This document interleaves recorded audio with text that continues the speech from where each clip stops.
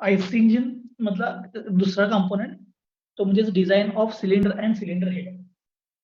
आता design of cylinder and cylinder head मध्ये already आपण एक प्रेशर वेसलच्या डिझाईनच्या वेळेला सिलेंडर डिझाईन बघितले. पण काय आहे की हे जे सिलेंडर आहे आणि हे जे सिलेंडर आहे याच्यामध्ये जरा फरक आहे. काय फरक आहे तुम्हाला आता पुढे जसं डिझाईन करत जाईल तसं कळेल. बघा मी एक क्रॉस सेक्शन ड्रॉ केलाय बघा काय आयसी इंजिनच्या सिलेंडर. आता या क्रॉस सेक्शन मध्ये काय काय आहे बघा. हा पूर्ण तुमचा सिलेंडर आहे. या सिलेंडर मध्ये हा वरचा जो पोर्शन आहे तो म्हणजे सिलेंडर हेड आहे. Cylinder head cylinder head manufacturing करताना कसं करतात, हा सिलेंडर वेगळा मॅन्युफॅक्चर करतात म्हणजे हा सिलेंड्रिकल पोर्शन आणि हेड त्याला नंतर बोल्ट करतात. बोल्टिंग म्हणजे हेड हा वेगळा मॅन्युफॅक्चर केलाय, सिलेंडर हा तुमचा वेगळा मॅन्युफॅक्चर केलाय, नंतर बोल्टिंगने काय केलं बघा ते जॉईन केलं. इथं वरती तुमचे पोर्ट असणार, एक्झॉस्ट पोर्ट आणि इनलेट पोर्ट इथं वरती असणार. आता आपण जो सिलेंडर डिझाईन करायला लागलोय तो कोणत्या कन्सिडरेशननी करालोय, तर ज्या वेळेला इथं बर्निंग होईल म्हणजे एअर फ्युएल मिक्सचर इथं बर्न होईल त्यावेळेला बघा हाय प्रेशर गॅसेस जनरेट होतील. हाय प्रेशर गॅसेस, मग त्या हाय प्रेशर गॅसेसला हे तुमचं सिलेंडर काय व्हायला पाहिजे, विथस्टँड व्हायला पाहिजे एक. आणि दुसरं त्या बर्निंग मध्ये एनर्जी जनरेट होणार म्हणजे हीट एनर्जी जनरेट होणार आणि ती हीटमुळे काय होणार बघा इथं टेम्परेचर वाढणार. म्हणजे अगेन्स्ट द टेम्परेचर किंवा थर्मल स्ट्रेसेस हे सिलेंडर काय व्हायला पाहिजे, विथस्टँड पाहिजे. आतापर्यंत आपण जे सिलेंडर बघत होतो त्याच्यामध्ये आपण फक्त प्रेशर कन्सिडर करत होतो, पण हे cylinder subjected to thermal stresses पण आहे. मग याच्याशी रिलेटेड आपल्याला याचं काय करायला पाहिजे, डिझाईन करायला पाहिजे. आता डिझाईन कडे आपण नंतर जाऊया, त्याच्या अगोदर इथं काय काय आहे ते सांगतो. एक म्हणजे सिलेंडरची बॉडी आहे, ही बाहेरची सिलेंडरची बॉडी आहे. त्या सिलेंडरच्या बाहेरच्या बॉडीवरती तुम्हाला एक पिन्स दिसते बघा, पिन्स.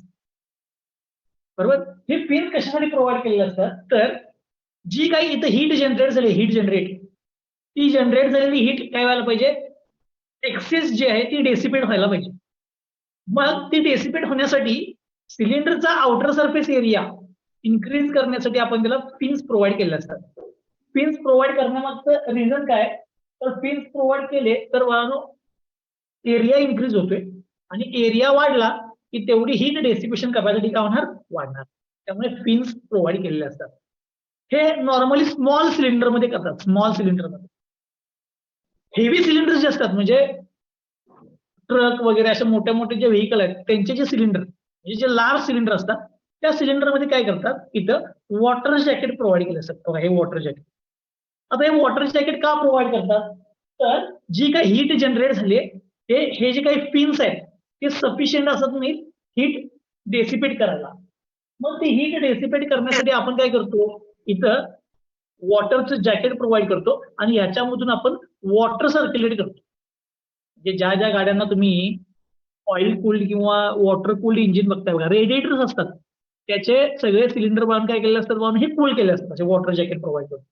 म्हणजे या सिलेंडरमध्ये वॉटर जॅकेट प्रोव्हाइड करतात जर ते इंजिन हेवी ड्युटीसाठी वापरणार असेल. त्यामुळे स्मॉल सिलेंडर मध्ये कधी तुम्हाला वॉटर जॅकेट बघायला मिळणार नाही, जे ऑटोमोबाईल मध्ये वॉटर जॅकेट बघायला मिळणार नाही, पण हेवी ड्युटी सिलेंडर्स मध्ये तुम्हाला याची वॉटर जॅकेट बघायला मिळते. आता हा जो वॉटर जॅकेट प्रोव्हाइड केला याचे परत दोन टाईप आहेत, एक ड्राय आणि दुसरा वेट. एक ड्राय आणि दुसरा वेट. आपण त्याच्याबद्दल नंतर बोलूया कारण ते डिझाईन मध्ये आपल्याला कन्सिडर करायचं आहे ड्राय आणि वेट, ते नंतर बघूया. आता हा जो सिलेंडरची बॉडी आहे ती सिलेंडरची body normally cast iron manufacture केलेली असते, कास्ट आयर्नची. पण कास्ट आयर्न ज्यावेळेला तुम्ही मॅन्युफॅक्चर करताय त्यावेळेला हा पूर्ण cylinder as a whole body असते आणि त्याच्यावरती हेड आपण काय करतो, बसवतो. पण काय होतंय, स्लायडर म्हणजे पिस्टन तुमचा इथं स्लाइड होत असताना त्याची पिस्टन रिंग इथं कॉन्टॅक्ट मध्ये असते बघा, इनर सरफेसला कॉन्टॅक्ट मध्ये असते. त्यामुळे इनर सरफेसला वियर ही जास्त असते. इनर सरफेसला वियर ही जास्त असते. म्हणून काय करतात, याच्या आतमध्ये हा सिलेंडर लाइनर एक्स्ट्रा आणून बसवतात. म्हणजे हे कास्ट आयर्नचाच ग्रेड आहे आणि हा हायर वियर रेजिस्टन्स असलेला कास्ट आयर्नचा ग्रेड घेतात. म्हणजे तेवढीच एक लाइनरची एक छोटीशी सिलेंड्रिकल पोर्शन बनवतात आणि तो याच्यामध्ये आणून फिट करतात. मग याचा फायदा काय आहे, तर हा हायर ग्रेड असल्यामुळे इथं वियर रेजिस्टन्स कमी असतो, त्यामुळे इनर सरफेसला वियर कमी होते, त्यामुळे तुम्हाला कुठल्या पण सिलेंडरमध्ये हा लायनर बघायला मिळेल. पण जे स्मॉल सिलेंडर्स असतात म्हणजे काय, जे इंजिन आहेत जे हेवी ड्युटीसाठी आपण वापरत नाही, असे सगळे स्मॉल सिलेंडरमध्ये हे लायनर्स प्रोव्हाइड केलेले असत नाहीत. पण लार्ज सिलेंडर्समध्ये हे लायनर्स प्रोव्हाइड केले जातात. त्याच्यामागचं दुसरं कारण काय, जर समजा याचा इनर सरफेस वियर झाला समजा, तर लायनर असेल तर तुम्हाला काय करता येते, लायनर रिमूव्ह करून लायनर नवीन प्लेस करता येते. म्हणजे पूर्ण सिलेंडर रिप्लेस करायची गरज नाही, फक्त तुम्ही सिलेंडर लायनर हा रिप्लेस करू शकता. म्हणून कुठल्याही सिलेंडरमध्ये तुम्हाला हा सिलेंडर लायनर बघायला मिळेल. म्हणजे हे मटेरियल वेगळं असते, हे मटेरियल दोन्ही कास्ट आयर्नच आहेत, पण हा लोअर ग्रेड कास्ट आयर्न असते आणि हा हायर ग्रेड कास्ट आयर्न असते. जेणेकरून काय होईल, तुमच्या पूर्ण सिलेंडरची कॉस्ट रिड्यूस होईल. त्याप्रमाणे काय केलं असते, हे लायनर बनवून प्लेस केलेले असतात. आता मी तुम्हाला थोड्या वेळापूर्वी असं म्हटलं की ड्राय लायनर आणि वेट लायनर असे दोन टाईप आहेत. त्या वॉटर जेट जो तुम्ही प्रोव्हाइड केला वॉटर जेट आणि हा लायनर, त्याच्यावरती दोन टाईप आहेत, एक ड्राय लायनर आणि दुसरा वेट लायनर. आता ड्राय लायनर आणि वेट लायनर म्हणजे काय, त्यासाठी बाबा मी तुम्हाला एक फिगर दाखवतो. ठीक आहे, हे बघायचं, ही ड्राय लायनर आणि वेट लायनरची बाबा फिगर आहे. याच्यामध्ये हा जो तुमचा लायनर आहे तो डायरेक्ट वॉटर जेटच्या कॉन्टॅक्टमध्ये आहे बघा, डायरेक्ट वॉटर जेटच्या कॉन्टॅक्टमध्ये आहे. आणि तो डायरेक्ट वॉटर जेटच्या कॉन्टॅक्टमध्ये असल्यामुळे काय होतं इथं, तर लायनर हा तुमचा डायरेक्ट वॉटरच्या कॉन्टॅक्टमध्ये असल्यामुळे बरं, या केसमध्ये हा तुमचा लायनर डायरेक्ट वॉटर जेटच्या कॉन्टॅक्टमध्ये आहे, त्याला म्हणायचं वेट लायनर. आणि जर सिलेंडरमध्ये हा लायनरचा डायरेक्ट वॉटर जेटला कॉन्टॅक्ट नसेल, म्हणजे इथे एक काय आली बघा, तुमच्या सिलेंडरची मध्ये एक थिकनेस आली बघा, ठीक आहे, असं जर असेल तर याला म्हणायचं ड्राय लायनर. मग या ड्राय लायनरचे आणि वेट लायनरचे बघा स्वतःचे ऍडव्हान्टेजेस आहेत आणि डिसएडव्हान्टेजेस आहेत. मी सगळ्यात पहिल्यांदा वेट लायनरचा ऍडव्हान्टेजेस सांगतो. वेट लायनरचे ऍडव्हान्टेजेस, याचा सिलेंडर बोर हा इझी टू मॅन्युफॅक्चर असतो. त्याच्यानंतर त्याच्या ब्लॉकमध्ये जनरेट झालेले लॉन्जिट्युडनल स्ट्रेसेस किंवा थर्मल एक्सपान्शन हे तुम्हाला रिलीव्ह करता येतं. आणि कुलिंग हे मोर इफेक्टिव्ह आहे, कारण की डायरेक्ट कॉन्टॅक्ट विथ कुणाबरोबर आहे, तर डायरेक्ट कॉन्टॅक्ट विथ लायनर आहे. याचा डिसएडव्हान्टेज पण आहे वेट लायनरचा, रिप्लेसमेंट याची लायनरची डिफिकल्ट आहे. का, कारण की इथं लिकेज राहायची पॉसिबिलिटी आहे, ठीक आहे. आणि दुसरं, लायनरची रिप्लेसमेंट पण डिफिकल्ट आहे, म्हणजे लिकेज राहायची पॉसिबिलिटी पण आहे आणि लायनरची रिप्लेसमेंट पण डिफिकल्ट आहे. जर ड्राय लायनरचा विचार केला तर याचे ऍडव्हान्टेजेस असे आहेत, याची रिप्लेसमेंट तुम्हाला एकदम इझी आहे. का सांगा, इथं हा ऑलरेडी सिलेंडरचा इनर सरफेस असल्यामुळे याची रिप्लेसमेंट इझी होती. आणि इथं ह्या लायनरचा डायरेक्ट वॉटर बरोबर कॉन्टॅक्ट नाही आहे, त्यामुळे वॉटर लिकेजची पॉसिबिलिटी रिड्यूस होते, पण त्याचा डिसएडव्हान्टेज काय आहे की हा सिलेंडर ब्लॉक कॉम्प्लिकेटेड आहे, म्हणजे हे मध्ये पूर्ण अशी काही तुम्हाला ही कॅव्हिटी बनवायला लागणार, त्यामुळे याचं मॅन्युफॅक्चरिंग हे डिफिकल्ट होते, त्यामुळे हे कॉम्प्लेक्स आहे फॉर मॅन्युफॅक्चरिंग. आणि हीट डेसिपेशन म्हणजे या सिलेंडर लायनर कडून या वॉटरकडे हीट डेसिपेट व्हायला पाहिजे, ही थ्रू कंपोजिट वॉल होणार आहे, ते डायरेक्ट होणार आहे. त्यामुळे इथं हीट डेसिपेशनचा रेट चांगला असतो, इथं हीट डेसिपेशनचा रेट काय असतो, कमी असतो. हे ऍडव्हान्टेजेस आणि disadvantages of dry and wet liner.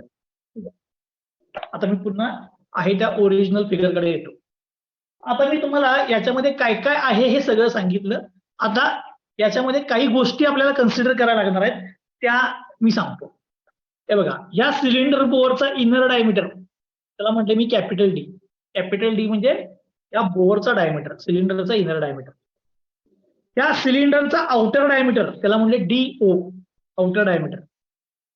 त्याच्यानंतर बघा, ह्या लायनर पासून या वॉटर जेट पर्यंतची ही थिकनेस त्याला म्हणायचं सिलेंडर थिकनेस. लायनर पासून वॉटर जेट पर्यंत जी थिकनेस आहे त्याला म्हणायचं सिलेंडर थिकनेस, ही सिलेंडरची थिकनेस. याच्यावरती इथं सिलेंडरचा हेड आहे बघा, हा वरचा पोर्शन हेड, आणि हे खालचं सिलेंडर आहे, त्याला इथं फ्लॅंज प्रोव्हाइड केलेली असते, हे बोल्टिंगसाठी फ्लॅंज प्रोव्हाइड केलेली असते बोल्टिंगसाठी. तर या फ्लॅंजची थिकनेस कुणासाठी सिलेंडरच्या फ्लॅंजची थिकनेस त्याला म्हणले TF flange thickness for cylinder आणि TH flange thickness for head म्हणजे हेडची थिकनेस म्हणजे ही हेडची थिकनेस आहे आणि ही तुमच्या फ्लॅंजची थिकनेस आहे. सिलेंडरची थिकनेस आणि ह्या दोन थिकनेस ह्या सेम असतील किंवा वेगवेगळ्या असतील. ठीक आहे, डिपेंड अपॉन द कंडिशन. त्यानंतर हे जे बोल्टिंग केले बोल्टिंग इथं म्हणजे हेडचं आणि सिलेंडरचं हा वरती सर्क्युलर असणार वरती सर्क्युलर आणि त्याच्यावरती 4, 6, 8 बोल्ट असतील. ठीक आहे, तर हे जे बोल्ट आहे त्याचा PCD त्याला म्हणले DP पिच सर्कल डायमीटर त्याला म्हणले DP. ओके, ते आणून एवढे डायमेन्शन्स आहेत जे आपल्याला काय करायला लागणार आहे डिटरमाइन करायला लागणार आहे. एवढे डायमेन्शन्स आपल्याला डिटरमाइन करायला लागणार. हे झालं बाळांनो आयसी इंजिनचे कंपोनंट मधला आपण सिलेंडर बघितला. आता आपण जो आतापर्यंत शिकलेला सिलेंडर होता आणि या सिलेंडर मध्ये काय फरक आला, इथं लायनर प्रोव्हाइड केलाय आणि इथं जॅकेट प्रोव्हाइड केलाय. त्यामुळे इथं थोडंसं डिझाईन कॅल्क्युलेशन मध्ये फरक पडणार आहे.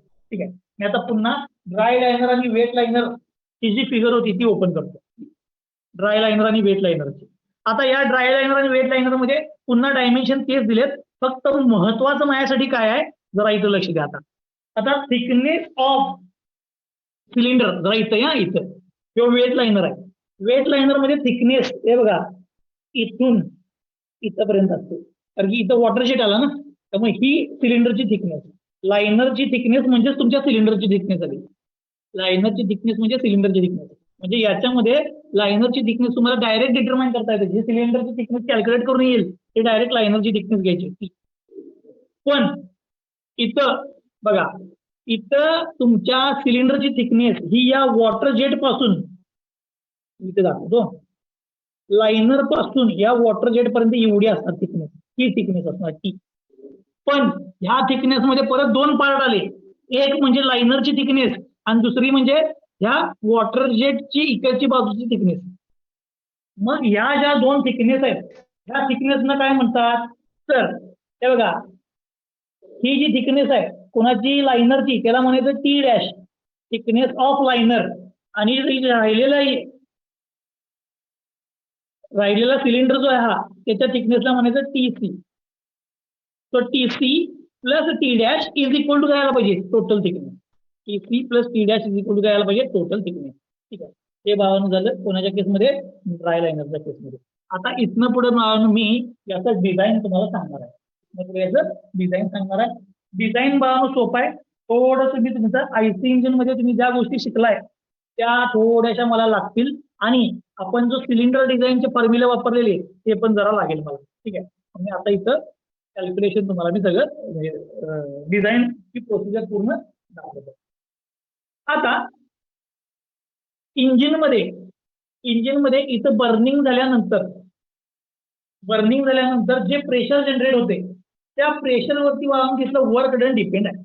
त्या प्रेशरवरती तिथलं वर्क डन डिपेंड आहे आणि त्यावरून आपण पॉवर डिटरमाइन करतो. तर तुम्ही आयसी इंजिन मध्ये दोन टाईपच्या पॉवर बघितल्या असतील. Indicated power of engine, indicated power पूर्ण लिहितो आणि ब्रेक पॉवर ऑफ इंजिन. मला पहिल्यांदा सांगा बाबा इंडिकेटेड पॉवर म्हणजे काय. इंडिकेटेड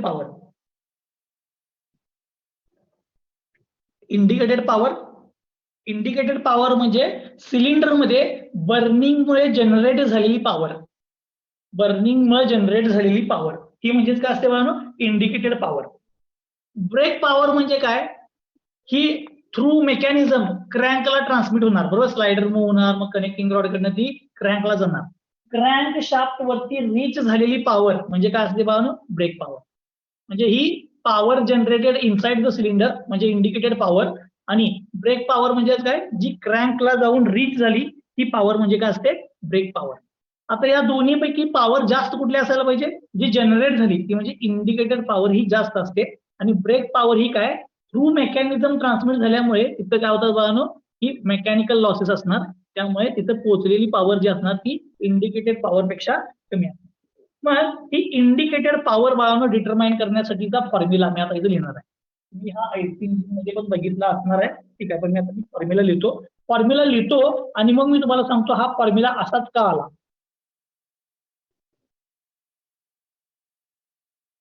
बघा,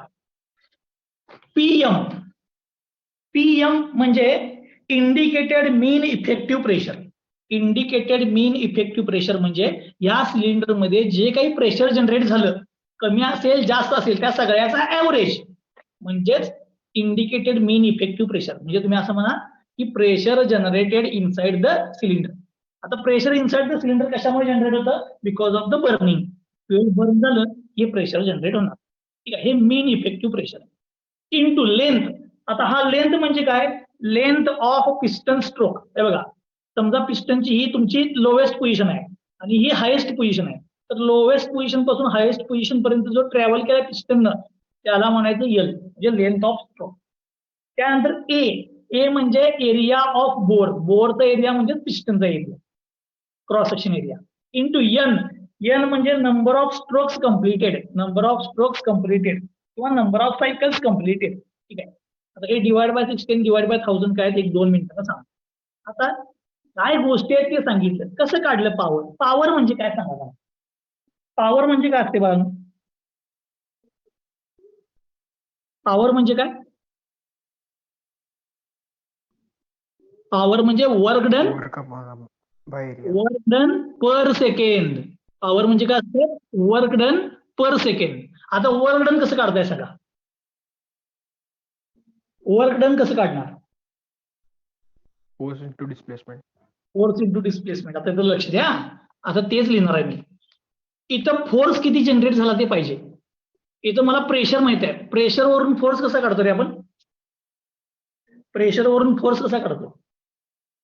प्रेशर इंटू एरिया. हे बघा इथं आहे, प्रेशर इंटू एरिया.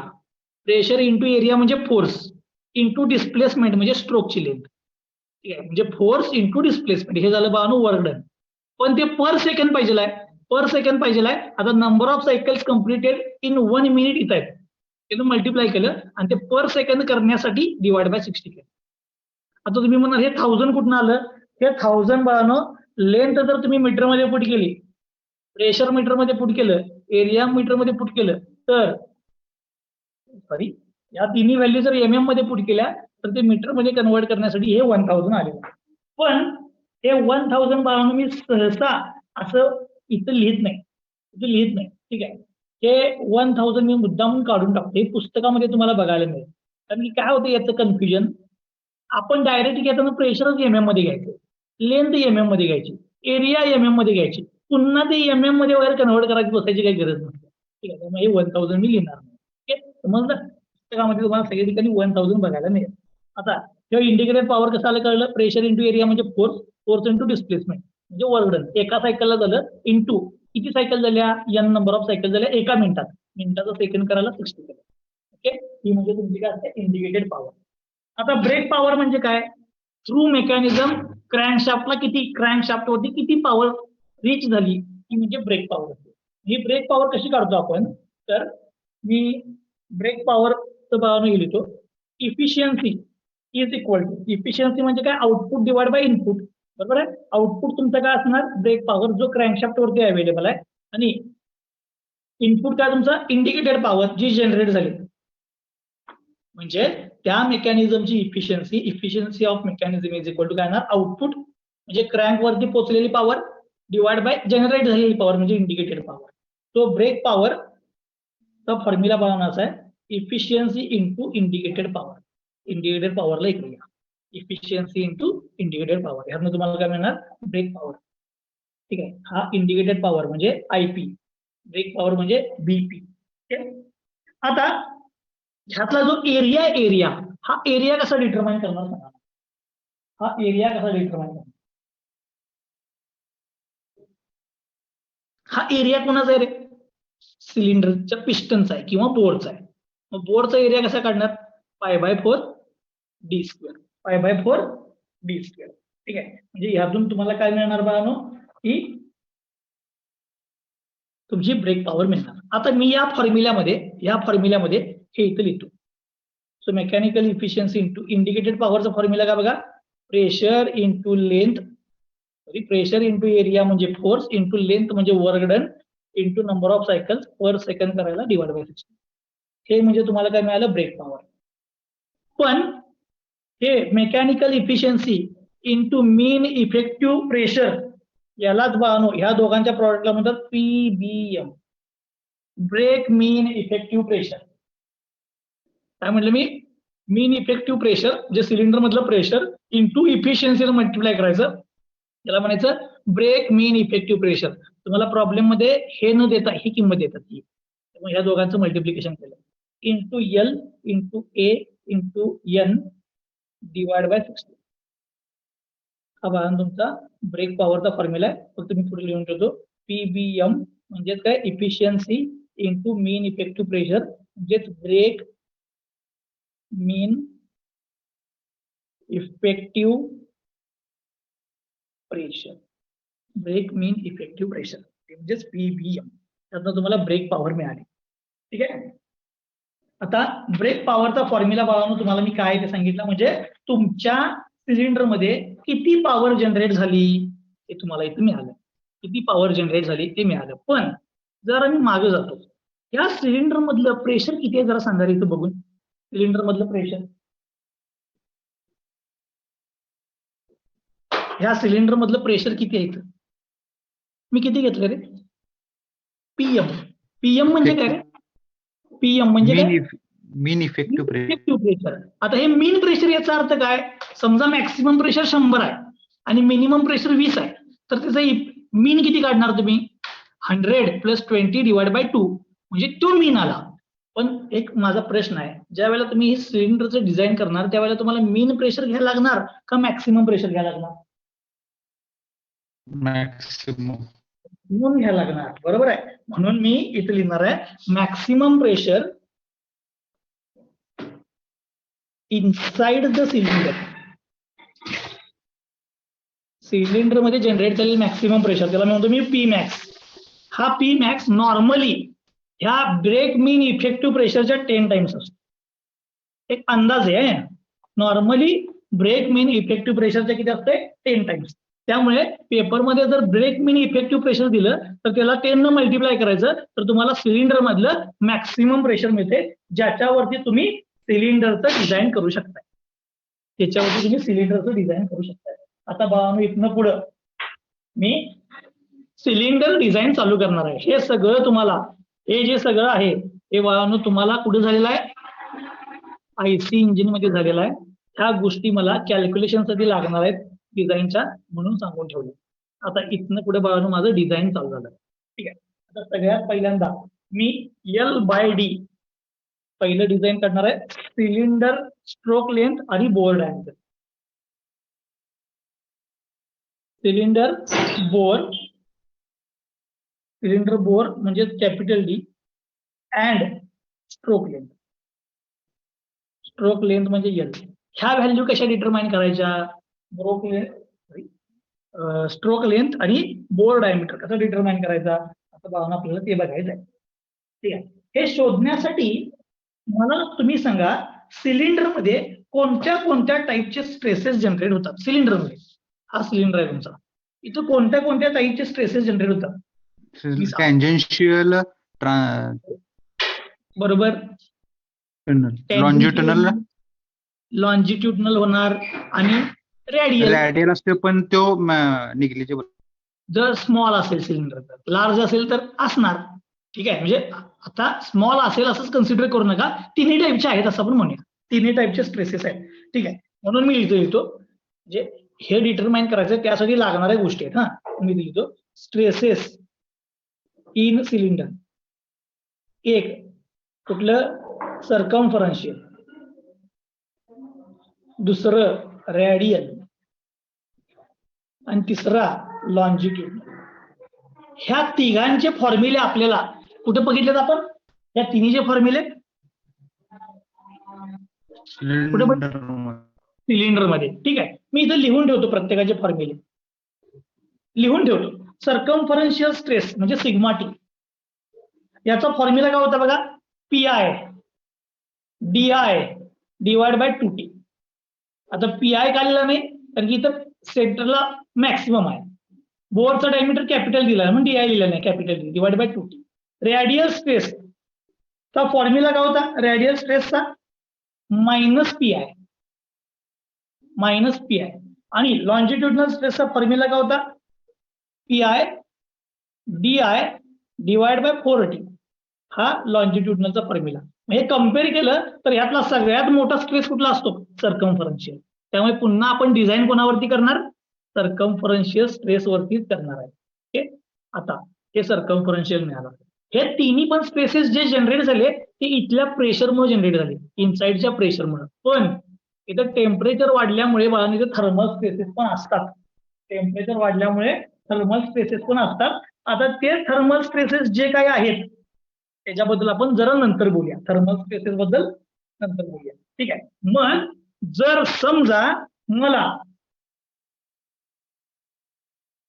समजा मला या सिलेंडरची ही थिकनेस डिटरमाइन करायची असेल, सिलेंडरची ही थिकनेस, तर ही सिलेंडरची थिकनेस बनवणं मला कशी डिटरमाइन करता येईल? तर या मधला मोठा स्ट्रेस कुठला? सगळ्यांच्या मधला मोठा तर इथं येतो. कुठला आहे? सर्कम्फरन्शियल. ठीक आहे, म्हणून म्हणतो to determine thickness of cylinder. थिकनेसचा फॉर्म्युला डायरेक्ट ह्याच्यावरून लिहू काय? टीला इकडे घ्या, सिग्मा टीला इकडे घ्या.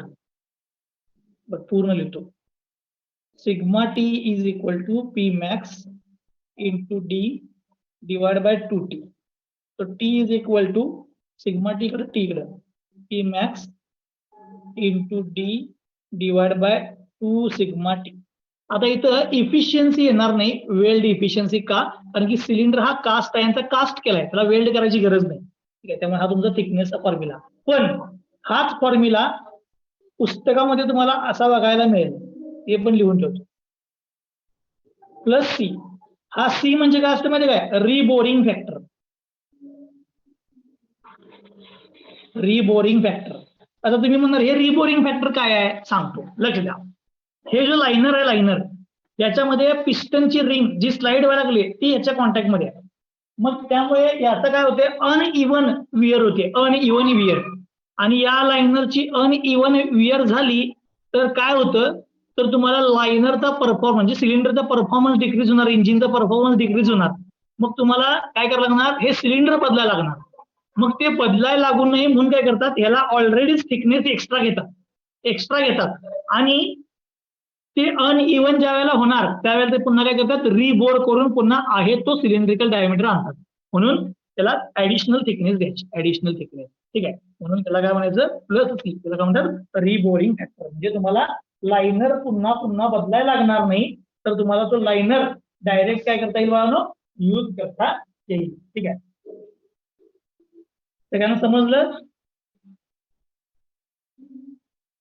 ओके. आता ही झाली मला इथं सिलेंडरची थिकनेस मिळाली. ठीक आहे, मला सिलेंडरची थिकनेस डिटरमाइन झाली.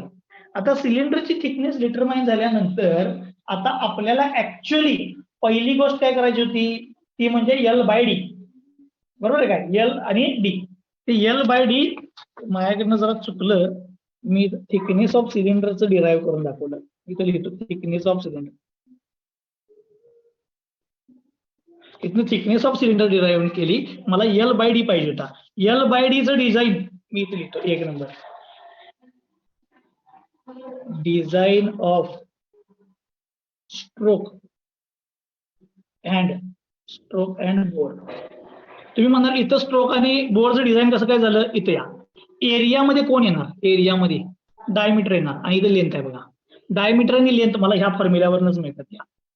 ठीक आहे, ह्या फॉर्म्युल्यावरच मी L आणि D डिटरमाइन करू शकतोय, म्हणजे design of stroke and bore. आणि इथं मी सिलेंडरची थिकनेस डिटरमाइन केली, याला म्हणतो 2. Thickness of cylinder. सिलेंडरची थिकनेस डिटरमाइन झाली. आता इथं या, मला काय काय मिळालं जरा सांगा. T मिळाला, L मिळाला आणि ही थिकनेस मिळाली. D, त्याच्यानंतर L आणि ही थिकनेस मिळाली. पण आता जरा बघा, मी वेट कन्सिडर करून थिकनेस काढली. तर ड्राय असेल, तर ड्रायच्या केसमध्ये थिकनेस कशी मिळवायची हे सांगतो. T मिळाला, पण T' आणि TC कसा मिळवायचा ते सांगतो. कुणाच्या केसमध्ये? जर ड्राय सिलेंडर असेल तर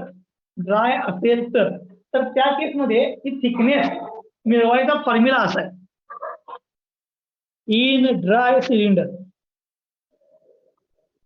टी डॅश म्हणजे इथं आहे बघा, ही लायनरची थिकनेस ही इम्पेरिकल रिलेशन डिटरमाइन करतात 0.03 टाइम्स ऑफ डी.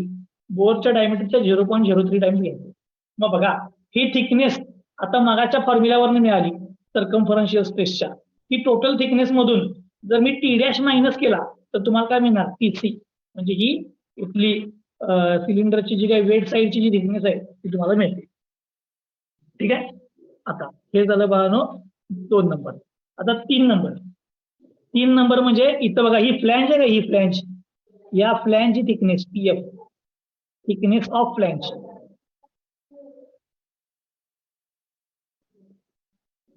आता इथनं पुढे बघा सगळे इम्पेरिकल रिलेशन आहेत. इथनं पुढे पहिल्या 2 गोष्टी ह्या फक्त डिझाईनसाठी डिपेंड होत्या. इथनं पुढे सगळ्या गोष्टी मी आता बघा इम्पेरिकल रिलेशन शोधणार आहे. म्हणजे इथून इथपर्यंतची thickness of flange TF. Thickness of flange ही normally 1.2 to 1.4 times of thickness असते. म्हणजे तुमच्या सिलेंडरची जी काही थिकनेस आली इथे दाखवतो, ही थिकनेस याच्या 1.2 to 1.4 टाइम्स असते ही टीएफ. इथे लिहिले बघा टीएफ, थिकनेस ऑफ फ्लॅंज. ठीक आहे. इम्पेरिकल रिलेशन हे शोधायचे. त्यानंतर हेडची थिकनेस, थिकनेस ऑफ हेड, ह्याचा ऍक्च्युअली फॉर्म्युला आहे थिकनेस ऑफ हेडला, पण तो आपल्याला बाळांनो डिराईव्ह करण्यासाठी नाही आहे. मी तो फॉर्म्युला लिहितो, K1D root p max divide by sigma permissible, म्हणजे अलाउएबल. त्या हेडचा जो काही मटेरियल असेल त्याचा अलाउएबल स्ट्रेस. आता हा K1 जो आहे तो कॉन्स्टंट आहे आणि या कॉन्स्टंटची किंमत, ह्या K1 ची किंमत अंदाजे 0.3 to 0.4 असते. 0.3 to 0.4 असते. ठीक आहे. त्यातून तुम्हाला काय मिळणार, थिकनेस ऑफ हेड, हेडची थिकनेस म्हणजे ही बघा टी याची, ही वरची, ही फ्लॅंजची थिकनेस, ही हेडची थिकनेस, या दोन्ही थिकनेस मिळाल्या. आता काय काय मिळालं बघा, मला लेंथ मिळाला, डायमीटर मिळाला, सिलेंडरची थिकनेस मिळाली, ड्राय असेल तर थिकनेस मिळाली, त्यानंतर सिलेंडरचा हेडच्या फ्लॅंजची थिकनेस मिळवली, वरचा हेडची थिकनेस मिळवली. आता राहिला आउटर डायमीटर आणि डीपी. बरोबर आहे, आउटर डायमीटर आणि डीपी. आणि अजून एक महत्वाची गोष्ट आहे त्याच्यामध्ये, ते म्हणजे हे बोल्ट. हे बोल्ट किती साईजचे पाहिजे, मी आता लिहितो 5. डिझाईन ऑफ बोल्ट, स्टड म्हणतात नॉर्मली. डिझाईन ऑफ बोल्ट मी मुद्दाम ब्रॅकेटमध्ये लिहितो स्टड, म्हणजे त्या स्टडचं डिझाईन. आता या स्टडचं डिझाईन कसं करणार बघा, सोपं आहे. ह्याच्यासाठी मला फक्त फॉर्म्युला लिहायला लागणार. जरा इकडे बघा, इथं आतमध्ये सिलेंडरचं प्रेशर आहे. किती प्रेशर आहे रे आतमध्ये सिलेंडरच्या, सिलेंडरच्या आतमध्ये प्रेशर आहे किती आहे, पीमॅक्स. पीमॅक्स आहे. मग हा प्रेशर वरती ऍक्ट व्हायला लागले, म्हणजे याचा फोर्स आहे काहीतरी, वरती फोर्स आहे काहीतरी.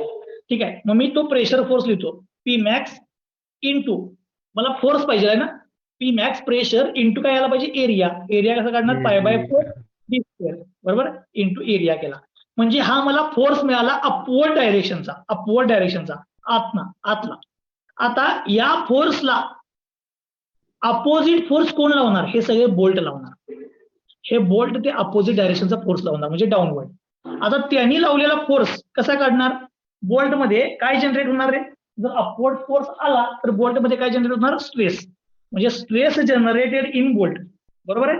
आता हा बोल्ट मधला स्ट्रेस आहे. आता याला म्हणतो टीबी म्हणतो, टी सिग्मा बी लिहिलं तर काय म्हणतो, ते बेंडिंग स्ट्रेस होते म्हणून सिग्मा टीबी.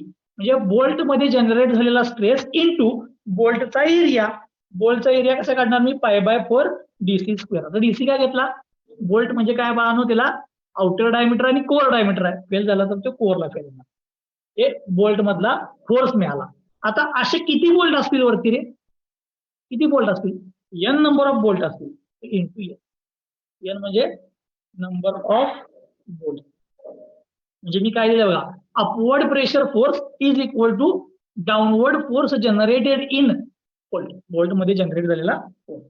याच्या टर्म्स जर रिअरेंज केल्या तर तुम्हाला बोल्टचा कोर डायमीटर मिळतोय d root p max divide by number of bolt into sigma. ह्या टर्म्स रिअरेंज केल्या की तुम्हाला हा ओव्हर डायमीटरचा फॉर्म्युला मिळतो. म्हणजे तुमचा जो स्टड लावलाय तुम्ही वरती त्या स्टडचा डायमीटर मिळाला. ठीक आहे. याच्यानंतर एक दोनच गोष्टी राहिल्यात, 6 आणि 7. पीच सर्कल डायमीटर आणि outer diameter.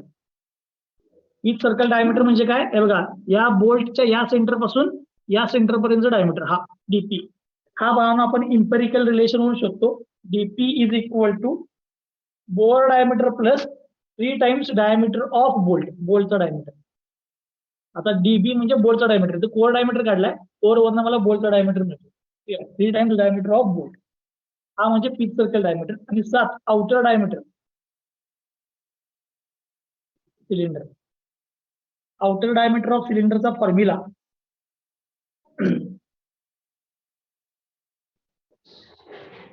DP plus 2 DB plus 12. Pitch circle diameter plus 2 times diameter of bolt plus 12 म्हणजे आउटर डायमीटर. ठीक आहे. आणि इथं तुमचं सिलेंडरचं पूर्ण डिझाईन संपलं. मोस्ट ऑफ द फॉर्म्युले हे इम्पेरिकल आहेत, मी परत एकदा सांगतो, लक्ष द्या. सोपं डिझाईन आहे, प्रॉब्लेम पण सोपा असतो. काय म्हणा, इंडिकेटेड पॉवर हे तुम्ही आयसी इंजिन मध्ये शिकलेला. प्रेशर इंटू एरिया म्हणजे फोर्स इंटू लेंथ म्हणजे वर्क डन. अशा किती सायकल आहेत आणि पर सेकंड केले डिवाइड बाय 60 म्हणजे हे इंडिकेटेड पॉवर मिळाली. ही जनरेट झालेली पॉवर आहे इनसाइड द सिलेंडर. ही ज्या वेळेला तुमच्या कशाला रीच होते, क्रँकला, ही जी पॉवर असते त्याला म्हणतो आपण ब्रेक पॉवर. मग ब्रेक पॉवर इंडिकेटेड पॉवर पेक्षा कमी आहे, म्हणून mechanical efficiency is equal to break.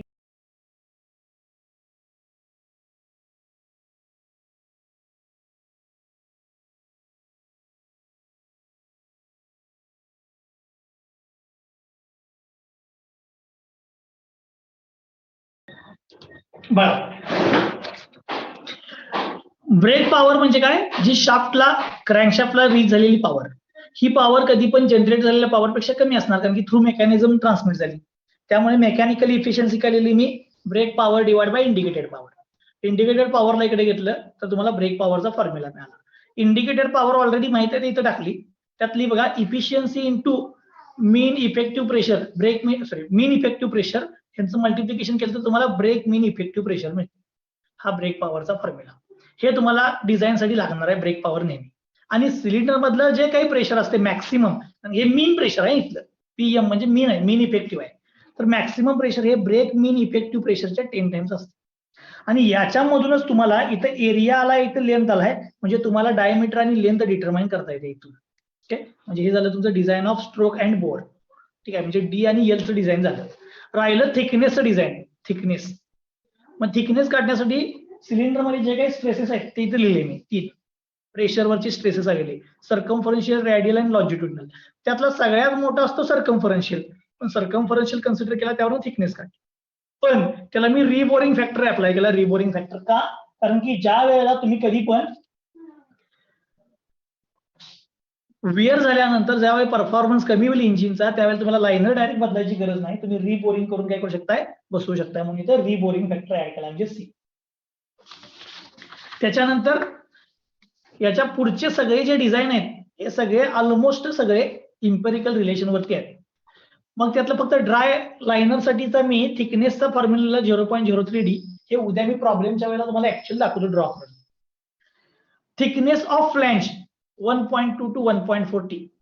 Thickness of head हा फॉर्म्युला आहे.